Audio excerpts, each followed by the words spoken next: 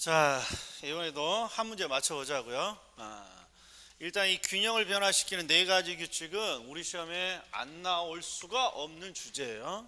반드시 빠르게 암기해야 돼요.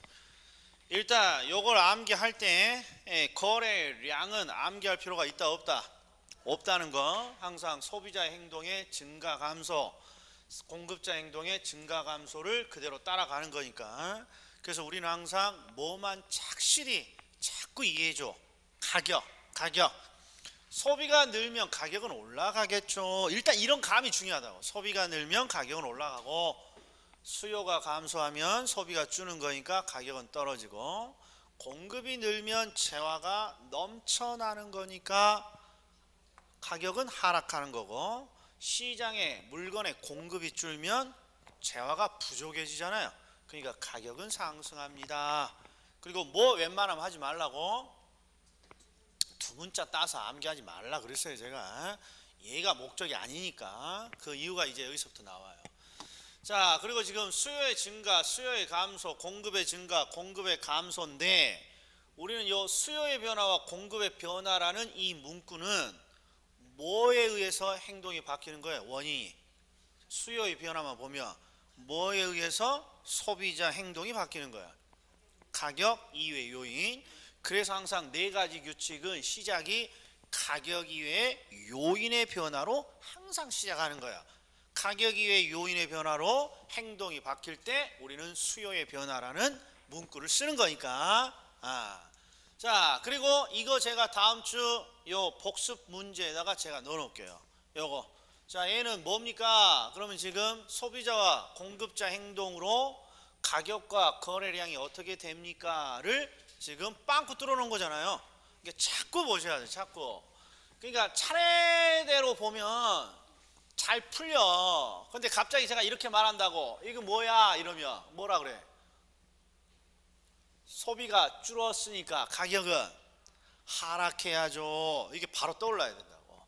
여기가 공급이 늘면 거래량은 늘어요.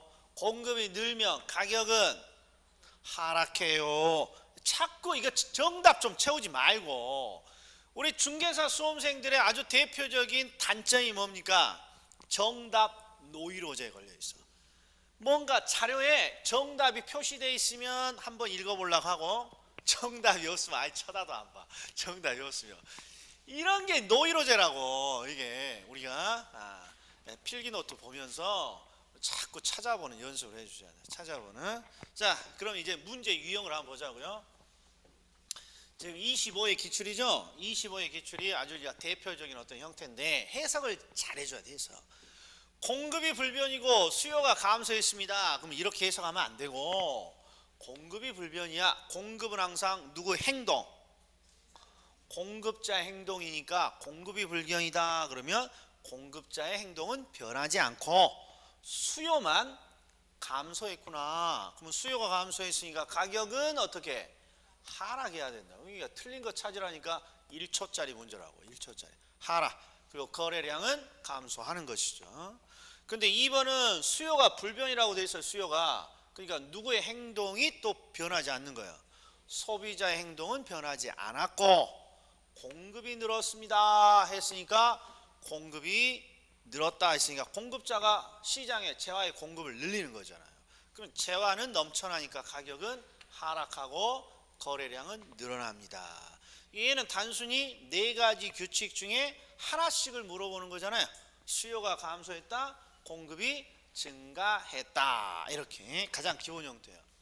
그 다음에 이 문제는 특징이 있어요. 이게 특징을 찾아내야 돼. 출제 특징을.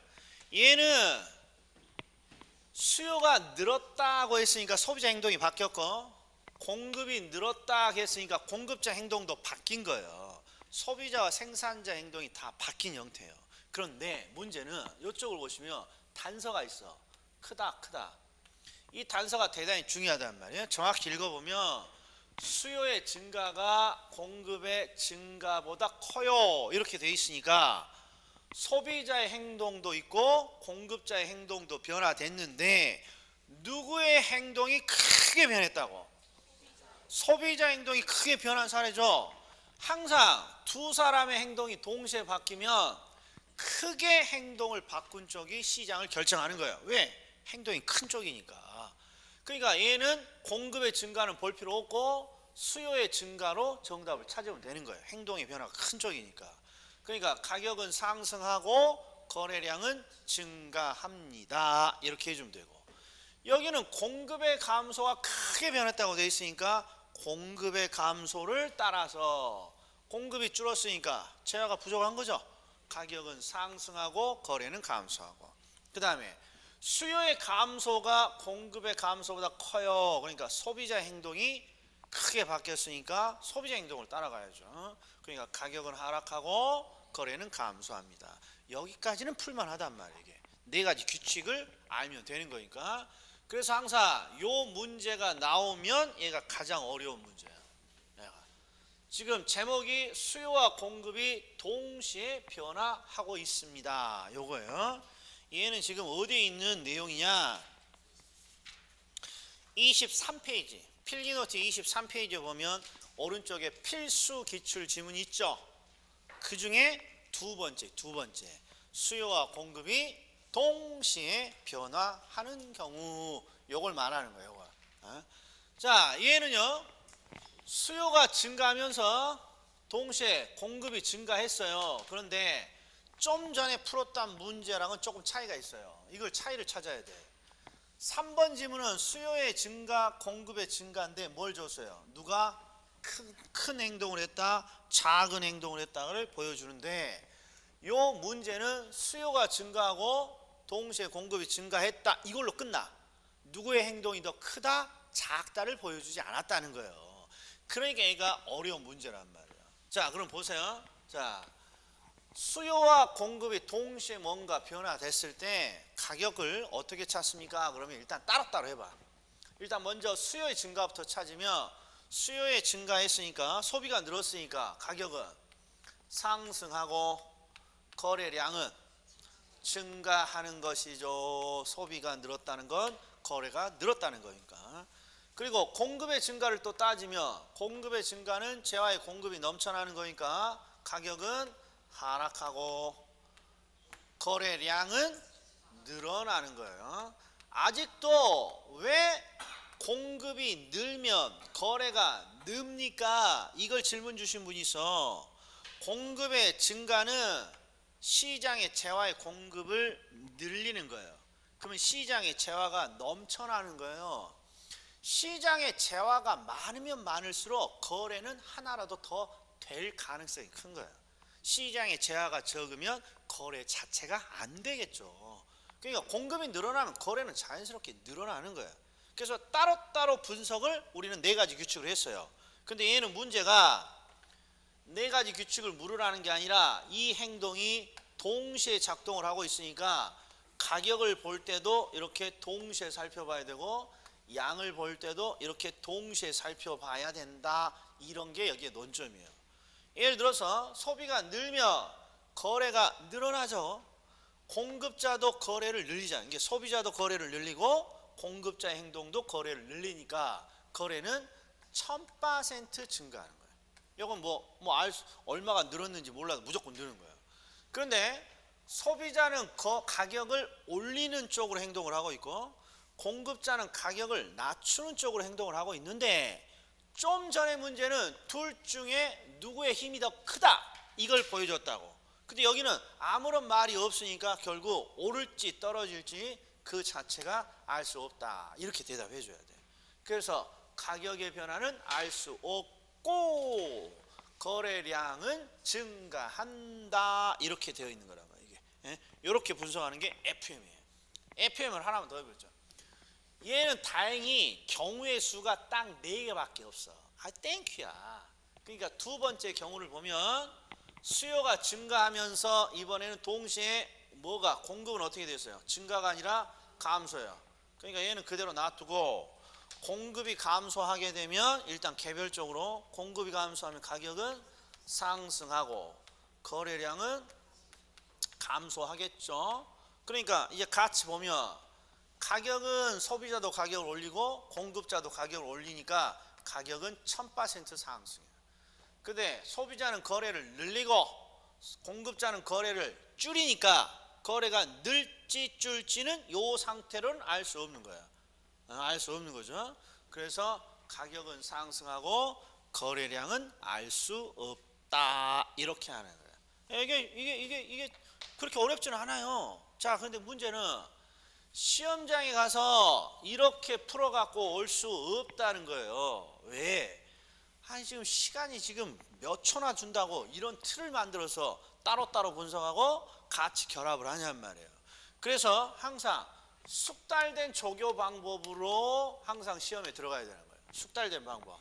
그 숙달된 방법을 이제 세 번째하고 네 번째는 해보자고. 세 번째는 수요의 감소, 공급의 증가인데, 자, 여기에 있는 감소, 여기에 있는 증가는 둘 중에 어디에 해당하는 정보가 될 수 있어요. 그러니까 수요의 감소를 보면서 소비자는 거래를 줄이네, 공급자는 거래를 늘리네. 그러니까 이 상태로는 알 수 없겠네. 이렇게 바로 나와야 된다고. 이게 이제 시험장에 들어가는 푸는 방법이라고. 그리고 소비가 줄어. 그럼 가격은 어떻게 되고? 하락하고. 공급이 늘어요. 왜 입이 빨리빨리 안 떨어져? 이것도 하락이라고. 그러니까 가격은 1000% 하락하겠군요. 이렇게 나와야 돼.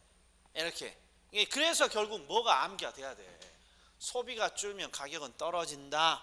공급이 늘면 재화가 넘쳐나니까 가격은 떨어진다. 이게 빨리빨리 돼야 돼. 단순히 두 문자 따서 암기해갖고는 빨리 못 맞춘다는 거예요. 이게. 그 다음에 마지막 네 번째. 자, 이번에는 수요의 감소, 공급의 감소요. 그러면 소비가 감소하네, 거래도 줄겠군. 공급이 감소하네, 거래도 줄겠군. 그러니까 거래량은 1000% 감소야.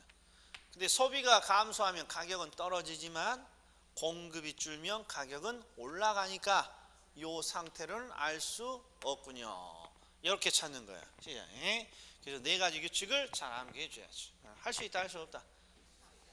할 수 있다.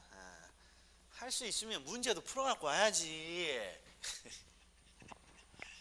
근데 문제 이게 한 번 딱 강의 듣고 문제 다 풀어갖고 오면 우리 밥 먹고 못 살아. 그러니까 한 4월까지는 좀 틀리더라도 5월부터서는 이제 확실히 이렇게 빨리 맞춰줘야죠. 그게 동업자 정신이라고. 지금부터 다 맞추면 우리 뭐 먹고 살아? 그러니까 딱 5월 정도 되면 그때부터 맞춰주면 저희들이 또 다른 방법으로 빨리빨리 문제를 풀어주는 거죠. 자, 복습. 자, 수요가 증가하고 공급이 증가해요. 거래는 둘 다 늘리는구나. 확실히 증가야. 그리고 지금 상태에서 잘 안 되면 가격은 두 문자를 따. 수증기니까 상승이고, 공증 기분이 나빠지잖아. 상승하다가 나빠지니까 가격은 알 수 없는 거다. 이렇게. 자꾸 해봐야 돼. 일부러 제가 빵꾸 채워놓는 거니까. 자, 수요가 늘고 공급이 감소하네. 증가 감소니까 가격의 변화, 양의 변화는 알 수 없다. 이렇게 돼. 양의 변화는. 수증 올라가네. 공감 기분 업이네. 가격은 1000% 상승이다. 1000%. 그다음에 수요가 감소하고 공급이 느니까 거래량의 변화는 알 수 없군요. 그리고 수감, 깜빵이 수감했으니 기분 떨어지고, 공증 기분 떨어져, 기분 하락. 이게 자꾸 쉬워 보이면 안 된다 이거야. 이 두 문자가. 가격은 1000% 하락이죠. 그 다음에 수요가 감소하고 공급이 감소하니까 양은 1000% 감소해요. 근데 수감 당했네, 기분 다운. 공감, 기분 업. 다운됐다가 올라가니까 알 수 없군요. 이렇게 해줘야 된다. 됐다? 그러면 한 문제 더 맞춘 거야. 한 문제. 자, 그러면 이제 남는 시간에는 뭐 할 겁니까? 놀지는 않겠죠. 아주 중요한 거야. 아주. 자, 24페이지 한번 보세요. 24페이지 보면 드디어 탄력성이라는 주제가 나옵니다. 이게 진짜 우리를 아주 골치 아프게 하는 대표적인 주제예요. 그러나 제가 누누이 말합니다만 탄력성에서 몇 문제나 시험에 나옵니까? 그러면 딸랑 몇 문제 나와요? 두 문제밖에 안 나와. 그리고 하나는 쉽고 하나는 어려워. 그럼 뭐만 맞추면 돼? 쉬운 거만 그냥 맞추고 오면 돼. 그리고 찍어서 어려운 거 그냥 하나 더 맞추고. 이게 전략이란 말이야. 전략. 근데 이제 한번 보자고요. 이 탄력성의 주제가 어려운 이유는 항상 이게 나와. 우리 부동산학에 공부하다 보면 최초로 요 부분에 드디어 뭐가 나와? 수식이 나와. 공인중개사를 공부하시는 수험생분들은 수식을 사랑할 것이다. 쳐다도 보기 싫을 것이다. 바로 그래서 어려운 거야. 이게 어려운 것도 아닌데. 그럼 잘 보셔. 우리 시험에 공식이 57,000여 개가 있는데 한 20개 정도는 시험에 거의 매년 나와요. 돌아가면서. 그런데 이 우리 시험에 나오는 공식의 99.9%는 분수 형태의 공식이야. 아주 다행이야. 아주. 그러니까 뭔가 틀이 딱 정형화되어 있어. 해석의 틀이. 분수 형태가 대부분이니까. 요거 같은 거 요거. 뭔지 모르지만 수요의 가격 탄력성이 뭔지 모르겠지만 분수 형태로 되어 있어. 분수 형태로. 그리고 항상 첫 번째 분수니까 분자에도 뭐가 있고 분모에도 뭐가 있어. 그런데 이제 이런 거야. 수요의 가격 탄력성이라는 지표가 뭔지 모르겠어. 근데 이 수요의 가격 탄력성이라는 지표는 도대체 무엇을 측정하고자 만든 지표입니까? 이렇게 목적을 물어봐. 뭐 때문에 만든 지표냐고. 그러면 항상 위에 있는 분자를 말해주면 100% 정답이야. 왜? 항상 우리가 알고자 하는 걸 올려 눈에 쉽게 띄도록. 왜? 그게 목적이니까. 그러니까 수요의 가격 탄력성은 뭘 측정합니까? 그럼 뭐라고 말해줘? 정답이야. 수요량의 변화율을 측정하는 것입니다. 이렇게 해주면 된다고. 그래서 여기에 수요량의 변화율을 측정하는 지표입니다. 이렇게 되어 있는 거야. 근데 문제는 수요량의 변화율이 뭐냐? 이것만 이제 해석해 주면 되는 거야. 이것만. 자, 그럼 들어간다. 자, 수요의 탄력성은 일단 요거 보지 마시고, 수요의 탄력성은 항상 수요량, 그냥 수요량이라고 해도 되고 소비량이라고 해도 돼요. 소비량의 변화 정도를 측정하는 지표야. 수요의 가격 탄력성 할 때 일단 가격자는 떼고 일단 수요와 공급 두 가지로 나누면 수요의 탄력성이야. 그럼 얘는 뭘 따지는 것입니까? 수요가 소비니까 소비의 변화 정도를 측정하는 거야. 소비의 변화 정도. 뭔지 모르겠지만. 그리고 항상 소비의 변화 정도를 경제학에서는 어떻게 측정합니까? %로 측정해. %로. 그래서 수요량의 변화율을 지금 %잖아 이게. 소비량의 변화율을 측정하는데 이 소비량의 변화율이라는 게 소비량의 변화 정도를 측정하고자 하는 것입니다. 이렇게 되는 거예요. 수요의 탄력성은 일단 가격 보지 말고 수요의 탄력성은 뭘 측정하는 지표라고? 소비의 변화 정도. 수요의 탄력성은 뭘 측정하는 거라고? 소비의 변화 정도. 소비의 변화 정도. 그럼 잘 보셔. 소비의 변화 정도가 뭔지. 자, 스타트. 지금 수요량의 변화 정도가 아니라 뭐라고 적어져 있어요? 변화 방향이라고 되어 있죠. 우리가 변화에는요 크게 두 가지가 있어요. 변화의 방향과 변화의 정도 이렇게 있어요. 그러니까 지금 수요량은 소비니까 소비자 행동의 변화고, 소비자 행동에는 변화의 방향도 있고 변화의 정도가 있어요. 그러면 요거 하나만 보셔. 1번 하나만. A의 가격이 오르자. 분명히 원인이 발생했죠. 이쪽이 원인이야. 가격이 올랐다는 원인. 그러면 소비자 행동이 바뀐다고. 근데 소비자 행동은 어떤 방향으로 바뀝니까? 그러면 이게 감소하겠군요. 이게 변화의 방향이야. 변화의 방향. 자, 가격이 상승했습니다. 이게 변화의 방향 같아요? 변화의 정도 같아요? 상승했다. 방향이요. 가격은 오르는 방향이에요. 원인이. 그러면 소비는 감소하는 방향이에요. 방향을 나타내는 거야. 방향. 그러니까 여기에 있는 건 전부 다 변화의 방향을 뜻해요. 그리고 변화의 방향은 어디서 우리가 배웠나요? 그러면 탄력성에서 배우는 게 아니라 지금까지 탄력성을 하기 전에 수요와 공급 이론에서 다 배운 거다. 이론에서 가격이 오르면 소비는 감소하는 방향입니다. 이게 어디서 배운 거야? 이게 바로 수요의 법칙이라고. 수요의 소비자 행동은 항상 공통적으로 가격이 오르면 감소한다. 또 균형을 변화시키는 네 가지 규칙 보면 소비가 늘면 가격은 오르는 방향인가요? 떨어지는 방향인가요? 그러니까 탄력성을 배우기 이전의 내용은 전부 다 변화 방향을 맞추라는 거예요. 변화 방향. 소비가 늘면 가격은 오릅니까? 떨어지는 방향입니까? 소비가 행동에 따라서 거래량은 증가하는 방향입니까? 감소하는 방향입니까? 지금까지 배운 게 전부 다 방향에 대한 내용이에요. 방향. 그런데 탄력성은 이 방향을 알고자 하는 게 아니라 뭘 측정하고자 하는 것입니까? 그러면 변화의 정도. 그럼 변화의 정도가 뭐냐? 그러면 감소는 했는데 소비자에 따라서 감소를 많이 감소할 수도 있고 소비자에 따라서 소비량을 감소하더라도 적게 감소할 수도 있다고. 요걸 우리는 뭐라고 불러요? 그럼 요걸 변화의 정도라고 부른다고. 변화의 정도. 그러니까 항상 많이 감소했어요. 그러면 감소가 방향. 많이는 변화의 정도.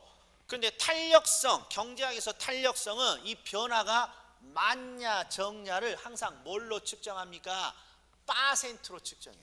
퍼센트로. 이런 식으로 소비량이 감소했는데요 5% 정도 감소했어요. 이렇게 변화의 정도를 변화율로 표시한다고. 변화율. 그래서 이걸 변화의 정도를 나타내 지표예요. 변화율이니까. 10% 변화의 정도, 20% 정도 변화의 정도. 그러니까 가격이 오르자 소비가 5% 감소했는데 감소는 변화의 방향을 나타내고 감소하는 방향이고요. 어느 정도 감소했나요? 5% 정도. 감소했고 10% 정도. 감소했고 20% 정도. 뭐 때문에 이런 정도를 찾니? 그건 안 해. 인문 강의 때. 할 필요도 없어. 시험에도 안 나오니까. 그냥 1월 달에 상식적으로 제가 몇 가지 설명할 거예요. 변화의 정도. 그러면 지금 변화의 정도가 뭔지 확인했어요? 자, 그럼 보세요. 우리가 생활 속에서 변화의 정도가 중요하냐? 변화의 방향이 중요하냐? 그러면 항상 이게 중요해. 이게. 한번 보여요? 지금 우리가 3주째잖아요. 3주째. 그러니까 강의를 딱 지금 수강을 3주째 하고 있는데 이제 나는 강의가 마음에 안 들어도 사무실에 가서 환불을 하면 돼, 안 돼? 환불해봤자 의미가 없어. 뭐 떼고 차 떼고 보태면 남는 돈도 없어. 그러니까 이제는 환불 없어. 3주나 들었는데 이제 그냥 시험장에 들어가는 날까지 꼭 해야지. 그러니까 내가 학원에 등록을 했습니다. 그러면 이미 방향은 정해져 있어. 학원을 다닌다? 안 다닌다? 다닌다. 그러니까 생활에서 방향은 항상 쉽게 결정이 돼요. 그런데 항상 우리가 골치 아픈 건 정도요. 학원을 다닐 때 슬렁슬렁 다닐 것이냐, 열심히 다닐 것이냐, 그 정도가 중요하다. 이러면 항상 정도가 아이고 내년에 2020년에는 시험도 보니까 술을 좀 줄여야겠구나 이러면 방향 이미 결정됐어. 술을 줄인다. 근데 하루에 소주 한 병만 마실 것이냐, 소주 반 병만 먹고 잘 것이냐, 맥주로 줄일 것이냐, 정도가 항상 우리를 골치 아프게 하는 거예요. 경제학에도 마찬가지예요. 가격이 오르면 소비가 주는 건 다 알아. 가격이 오르는데 소비가 늘 리가 없겠죠. 문제는 소비가 줄더라도 왕창 주느냐 적게 주느냐가 중요하다고. 소비가 적게 주면 크게 경제에 문제가 없지만 소비가 왕창 줄면 난리 나는 거니까. 그래서 정도가 중요하다 이런 말이에요. 근데 그 정도를 뭘로 측정한다고? 탄력성은 변화율로 측정합니다. 그럼 된 거예요. 그래서 자, 수요의 탄력성은 무엇을 측정하고자 하는 지표입니까? 그러면 소비량의 변화율. 근데 이 소비량의 변화율이라는 게 소비량의 변화 정도를 뜻하는 것이죠. 이런 거예요. 그리고 공식의 암기는 아주 간단해. 공식의 암기는 수요의 가격 탄력성은 분수 형태니까 모가지 딱 쳐. 그럼 공식 끝이야. 소비량을 뭘로 나눠? 가격으로. 그런데 탄력성은 항상 %로 측정하니까 소비량의 변화율을 가격의 변화율로 나누는 거예요. 그래서 수요의 가격 탄력성 이렇게 읽는 거예요. 수요의 가격 탄력성. 수요를 가격으로 나눴으니까 수요의 가격 탄력성 이렇게 부르는 거예요. 영어가. 자, 그리고 분수 형태는요. 가장 기본적으로 읽는 방법이 시험에 나와. 읽는 방법. 이게 읽는 방법이에요. 읽는 방법. 자, 항상 어디서부터 읽냐? 여기서부터 1번 분자부터 읽으면 어떻게 되냐? 수요의 가격 탄력성은 소비량의 변화율을 가격의 변화율로 나눈 값입니다. 다 맞춰. 그런데 분수 형태 공식은 관행이 항상 분모부터 읽는 게 관행이에요. 분모부터. 그러니까 분모부터 읽으면 항상 이 표현을 꼭 기억하셔야 돼. 뭐뭐에 대한. 그러니까 얘를 읽으면 가격 변화율에 대한 수요량 변화율의 크기입니다. 누구든지 다 읽을 수 있을 것 같죠? 시험에 이 읽는 방법만 나오면 정답률이 40%가 깎여. 왜? 너무 쉽다고 생각하니까 안 찾아봐. 지문에서. 그러나 정답에 요 읽는 방법이 정답일 가능성이 절반 이상이야.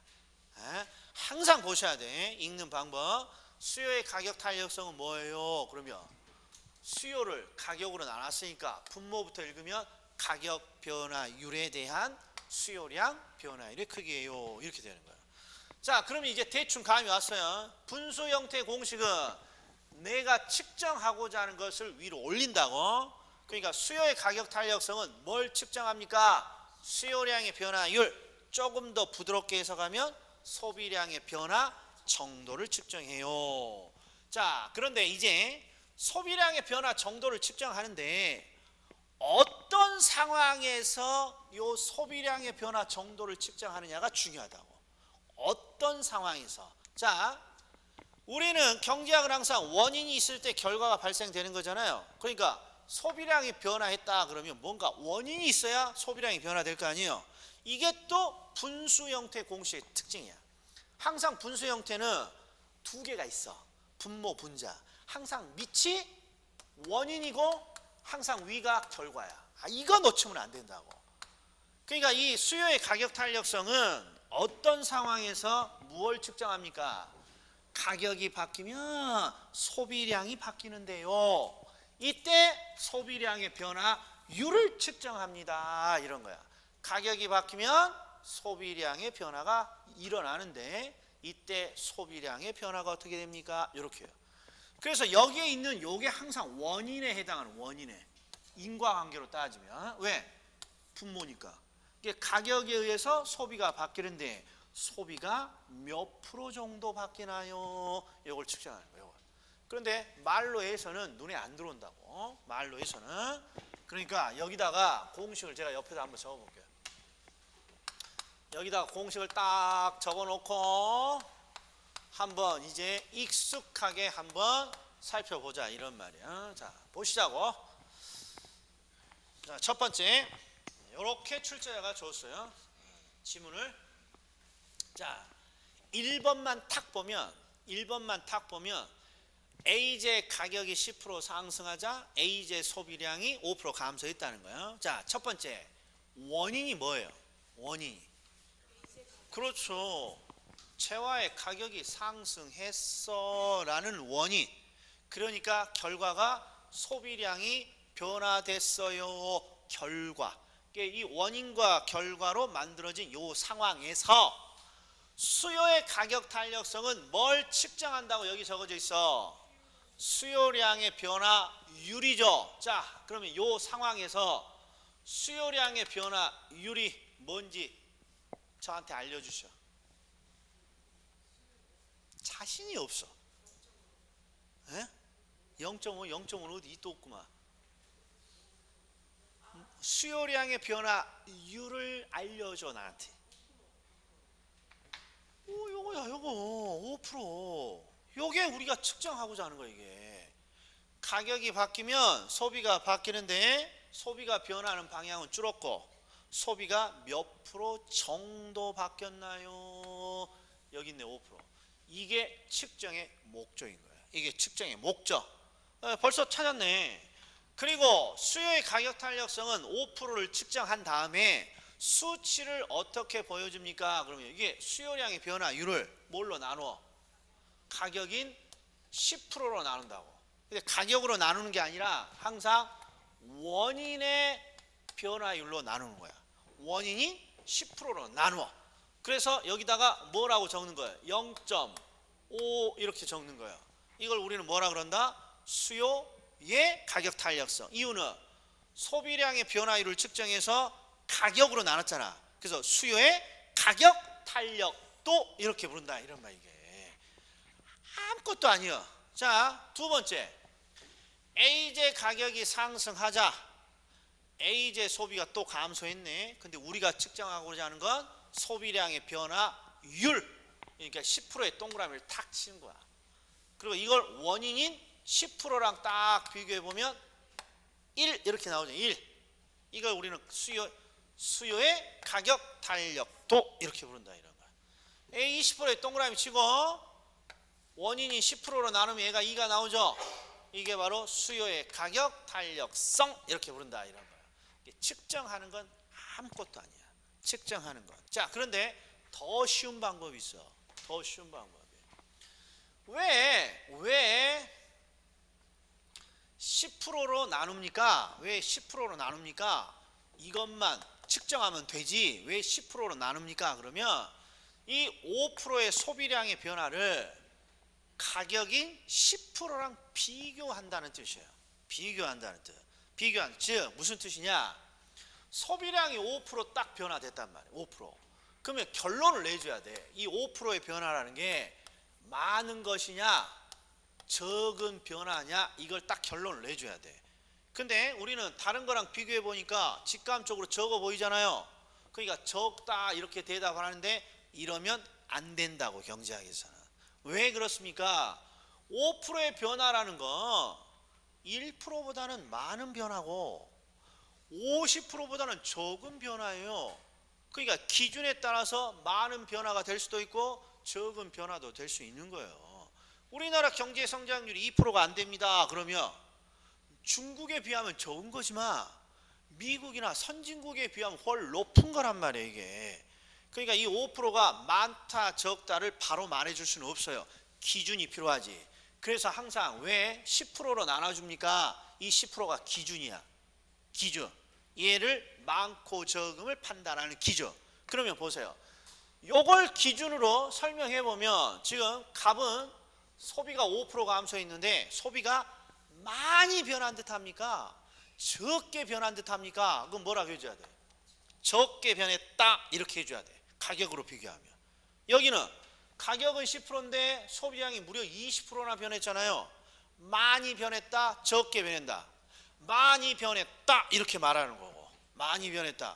그래서 이 비교 기준으로 10%를 나눠주는 거예요. 10%를. 자, 문제는 이건 그냥 이해를 위한 거고. 자, 보세요. 항상 수치를 찾는 요령은 무엇이냐? 일단 이 지문에서 우리가 측정하고자 하는 건 소비량의 변화율 5%야. 여기다 동그라미를 딱 쳐.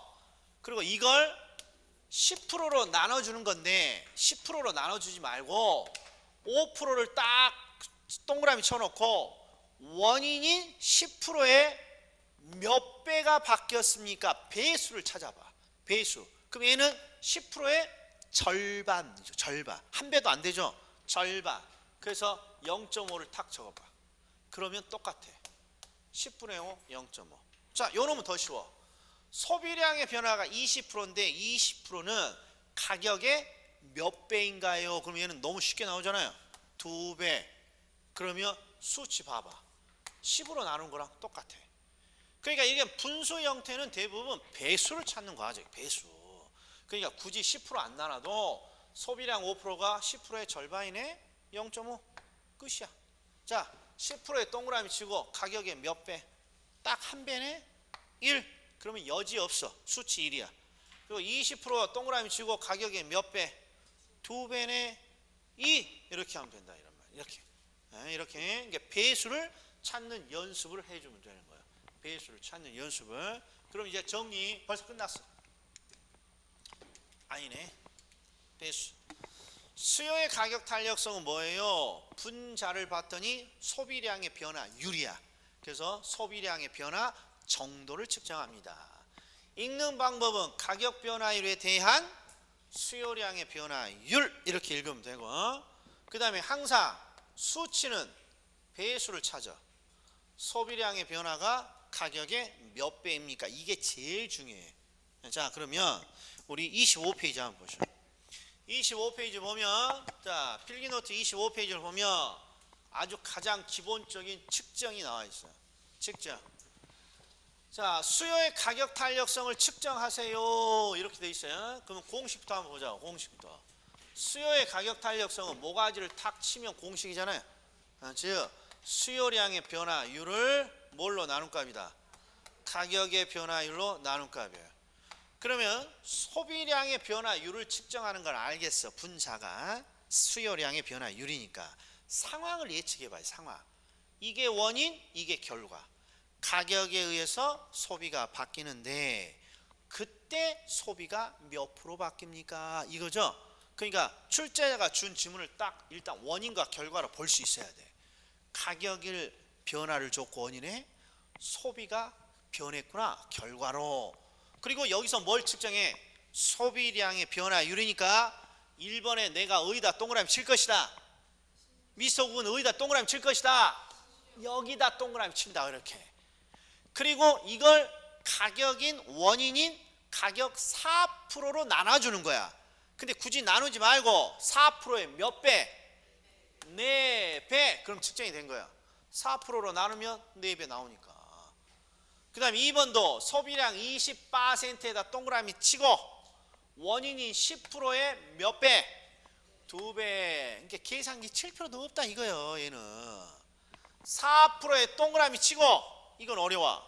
16%의 몇 배입니까? 우리는 항상 분모가 크면 전투력이 20%가 깎여. 16분의 4, 4분의 1 얼마? 0.25 이렇게 되는 거야. 0.25. 그러니까 지금 탄력성을 측정하는 방법은 그냥 소비량의 변화율 동그라미 치고 원인인 10%의 몇 배만 찾아주면 됩니다. 자, 여기까지야. 여기까지. 그리고 10분 쉬었다 3교시에는 이것만 1시간 내야 할 거야. 그러니까 자 10분 쉬겠습니다. 그리고 쉬는 시간에 이거 한번 자꾸 보셔. 원인과 결과를 한번 보고 수치를 찾는 방법 한번 보고